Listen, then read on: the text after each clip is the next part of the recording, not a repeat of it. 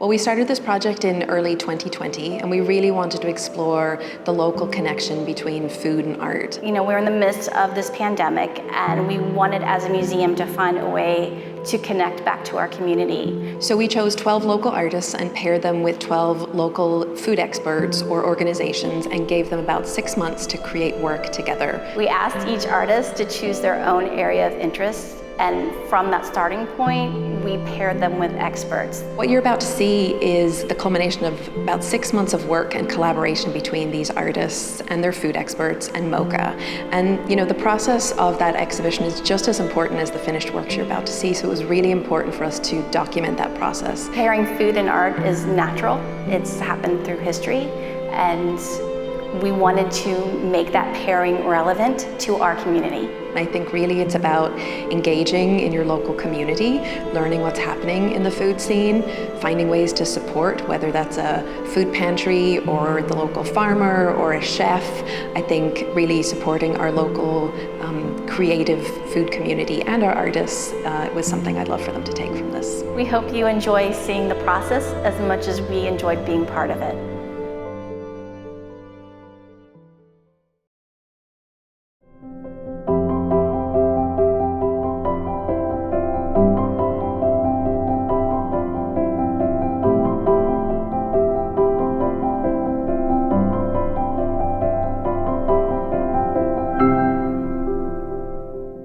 I call myself a scrap artist, an American scrap artist, because I think it's an important distinction. When people see something that I do, I want them to kind of see the object for what it is and the thing that I'm creating sort of as close to simultaneously as possible. I think when people walk through the gallery and they see my work, what I really want them to connect with is how much emotion and thinking that I put into each little cut and each brushstroke.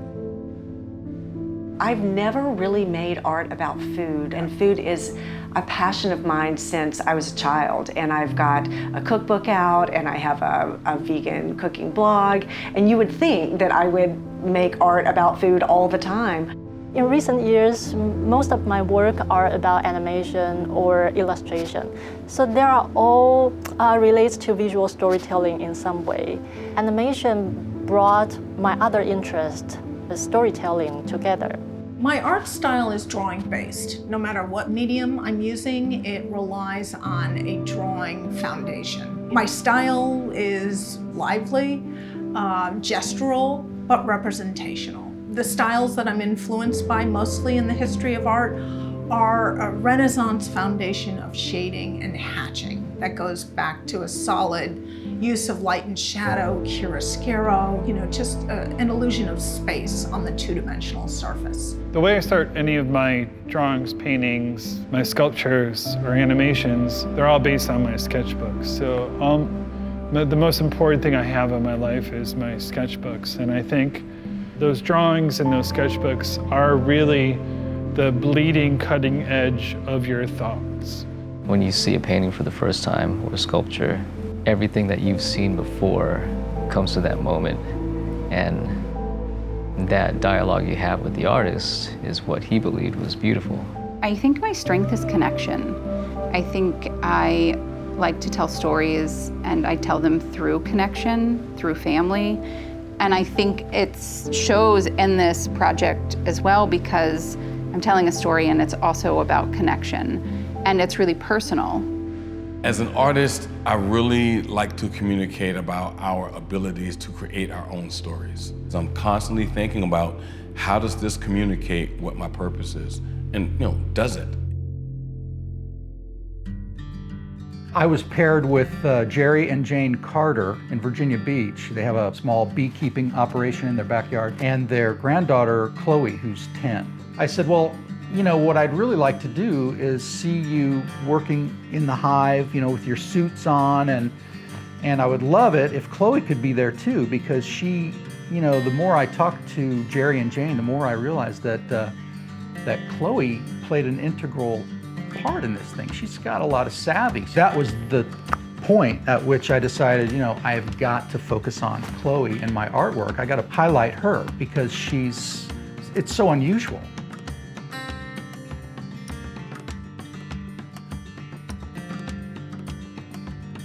Rachel is the chef for VB Scratch, and together we're collaborating on an installation that will kind of help show, what she's doing for the public school system's food.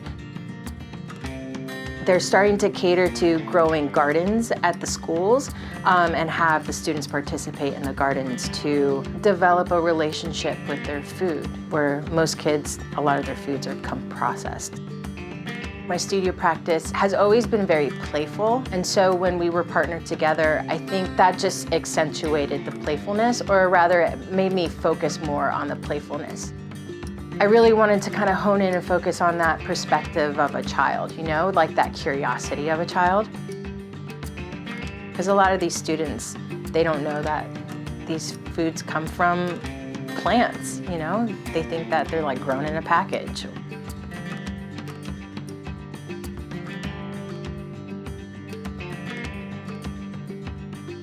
I'm working with Yulima Carr. She works with the Elizabeth River Project.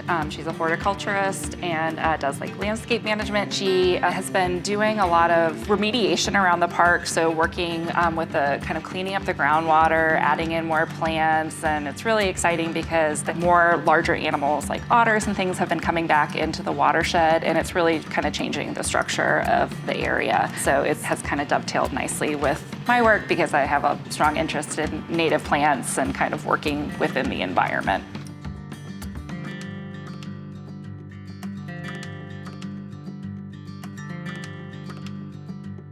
I was partnered with Natalia de los Rios. She's a 15-year-old in Virginia Beach who set up the Virginia Beach chapter of Food Rescue, which is a national organization that addresses food insecurity, hunger, and climate change by working with organizations to hand out food. I had the opportunity to go out to one of the food distribution events that Natalia put on. Right off the bat, it was pretty intense, but it was really, really cool to see just the line of cars that show up for these events, to see, the muscle that everyone puts behind it, because it was a lot of work. I was not planning on sweating, but we did. Seeing Natalia work with this group of people to build trust, to believe in community, to help, to work on something outside of themselves, that was what I wanted to exploit. And so that was what I'm drawing on for my piece, is this idea of collaboration. I was partnered with the Chesapeake Bay Foundation. More particularly, I went and observed their oyster harvesting events. Chris Moore, who is an ecological scientist, complete expert, knows everything about it. I mean, he just blew me away with the amount of information he knew. He invited me to their oyster barges. We walked out this pathway, got on these boats that had these huge blue tubs. And in the tubs are tons of, at first they seem like they're just half of an oyster shell, but if you look closely, they have little baby oysters growing on them. And what they do is they collect those oysters, put them in those bins, and they, over time, will grow new oysters that they can redistribute. And the impact they're having is incredible.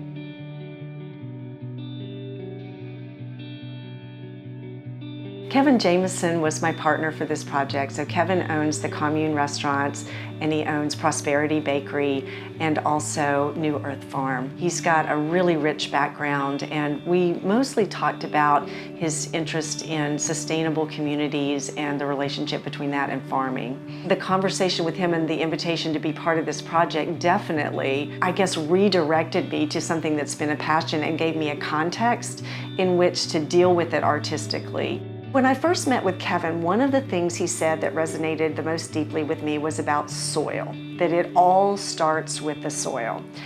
And he talked about how in organic polyculture situations and context, you've got really healthy soil and all of these microbes living in the soil. But when you're talking about big industrial agriculture and the monoculture approach to growing, the soil is depleted, and that's why they have to put so much fertilizer on it, which is what causes so much runoff and pollution, and it just keeps snowballing from there.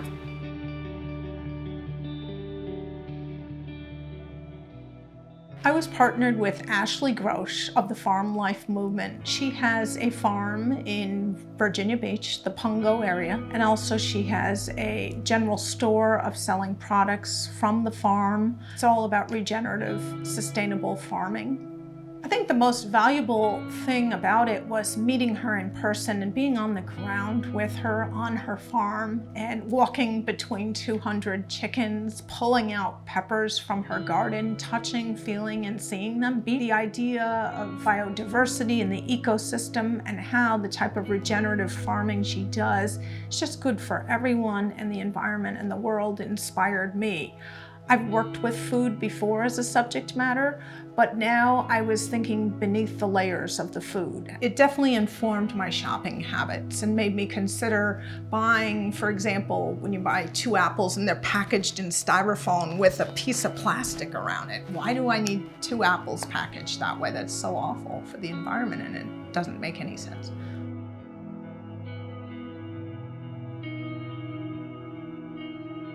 The idea of food and Nourish is such a natural fit for my work.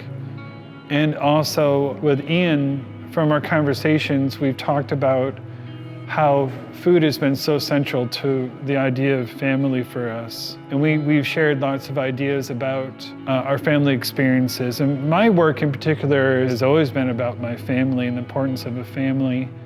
Through our discussion, we found out that we have a lot in common other than just being from Rochester. And we found out that we actually share friends. His family friends were my first art professor that I knew from my community college I went to in Rochester.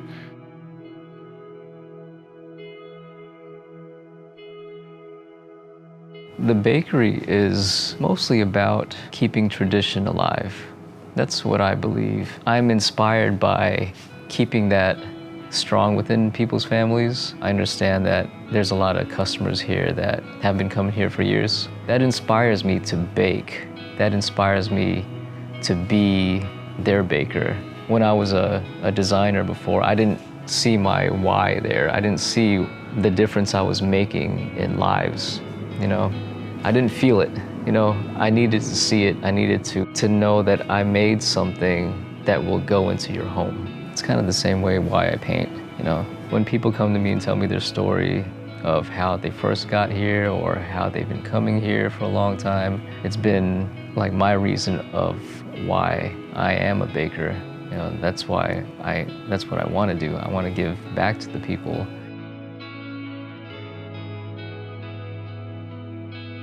I have breastfed my kids for a long time. To me, it's a wonderful natural bond between mom and kids, but it's also very straightforward. My breast milk directly goes into my daughter's mouth without me even seeing it. So I have never thought about bringing this into my work. On the contrary, breast milk donation goes through a very different process. Breast milk donation is a very specific and detailed process. That is fascinating, but not particularly visually stimulating. You know, donor's milk goes through a very long process. It's pumped and sent to the milk bank, stored, pasteurized, mixed, filled into all kinds of bottles, and then finally sent to the recipient. But the form remains the same. So it prompts me to shift the direction from depicting the product and process to visualizing this long journey, conceptually and with non-representational visuals. So I find it's well, a bit like creating abstract paintings.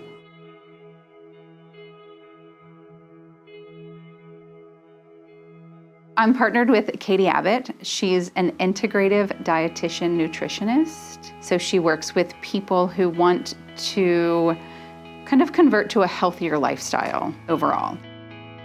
And her process, which I really love, is not just about changing your eating habits, but it's about changing your mental habits too. I think personally, doing this project has made me more accepting of my body. Because I've always had a very unhealthy body image. So I think working with all of these women It's helping me realize that we're all the same. We all feel the same way at different points and different times in our life. I'm asking some of these ladies to show me parts of their body that they feel really insecure about. I think that's a big ask. I admire them for being open and vulnerable with me. I think what I'm talking about is a really powerful thing, and I hope it helps people realize that we are all the same in the way that we feel about our bodies, and it's okay, no matter what size you are. I'm trying to really get that self-love, and I think that's a really hard thing to find.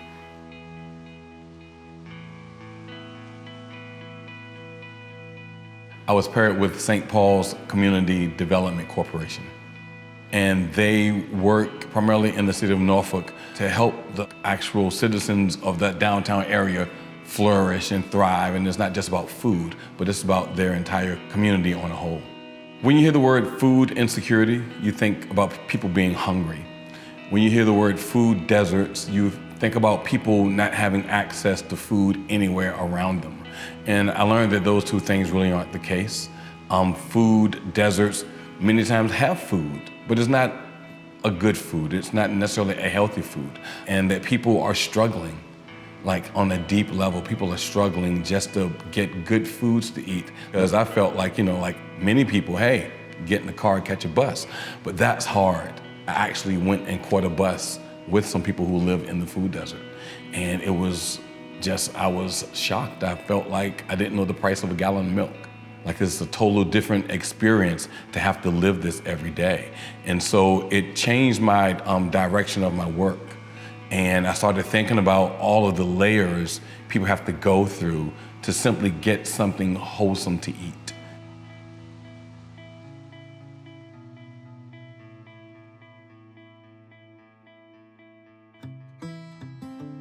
I mean, as an artist, coming into that situation and seeing all this volunteer work and seeing the impact they're having, it was incredible. I wanted to make sure that whatever I made kind of gave a nod to that, kind of honored that. And so in my own personal work, I typically do objects or abstract pieces or landscapes and things like that.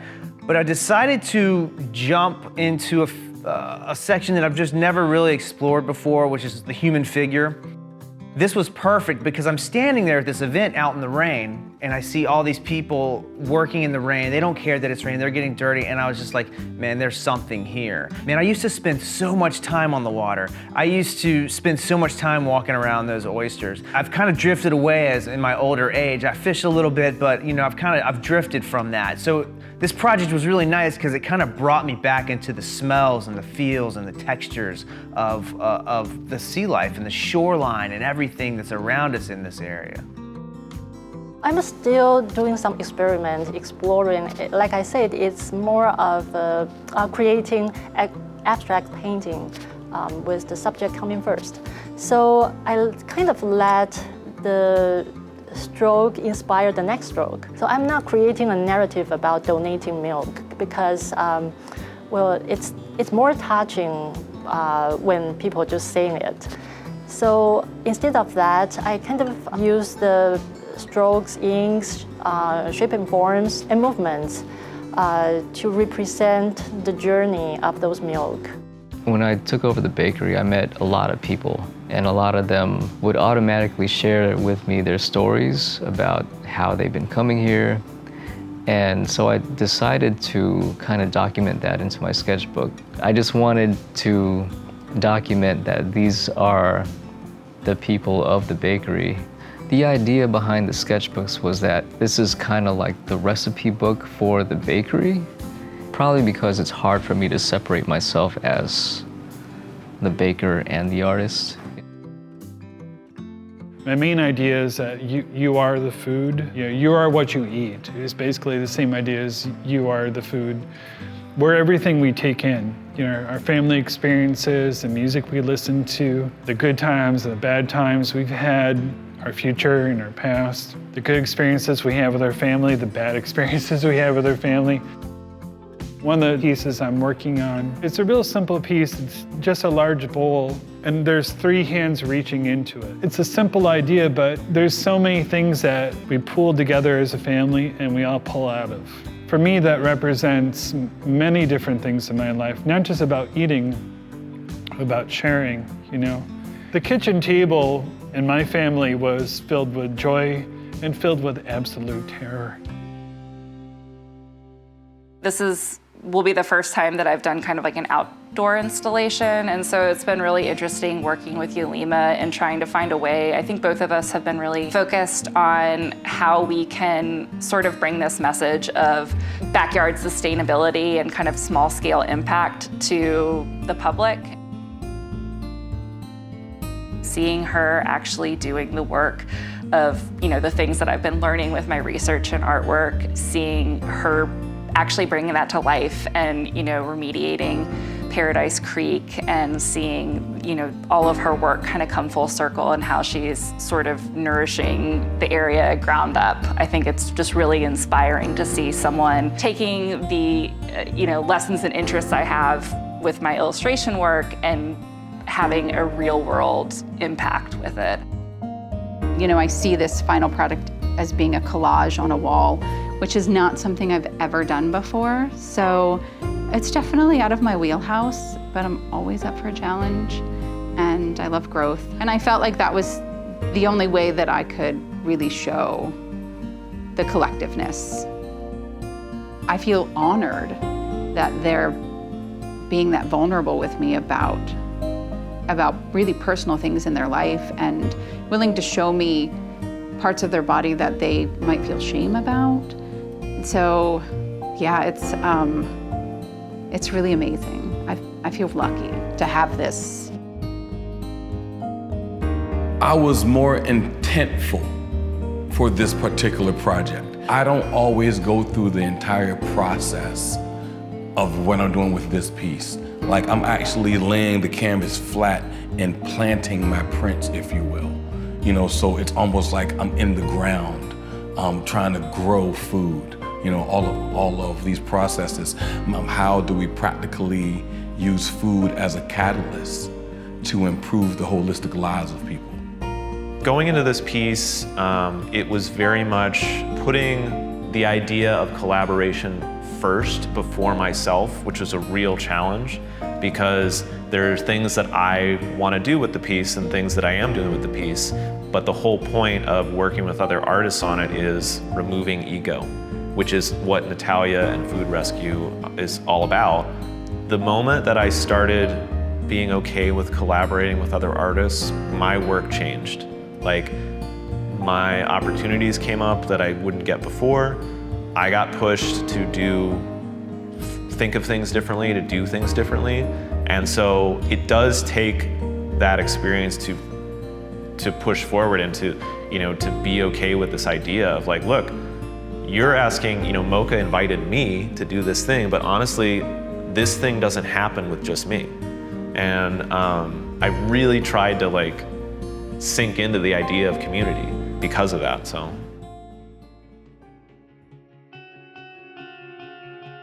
For me, Nourish, I wasn't really thinking about it as like a physical nourishment. For me, it felt like an emotional or intellectual nourishment. Being a part of the project like Nourish, it's pushed me out of my comfort zone again. It's making me grow. I mean, if you look at my art, and my art is the same as last year, I'm doing something wrong. I want it to constantly be evolving. This Nourish project has been an absolute gift, a gift to the soul, to me, to connect with other artists and community members, with the curators leading this wonderful team. It's a blessing. I viewed and I interpreted the word nourish directly in relation to the pandemic year and COVID-19. And I saw it as a way of taking care of your mental and physical health. And I thought, thank God, what a great project. This is gonna save me.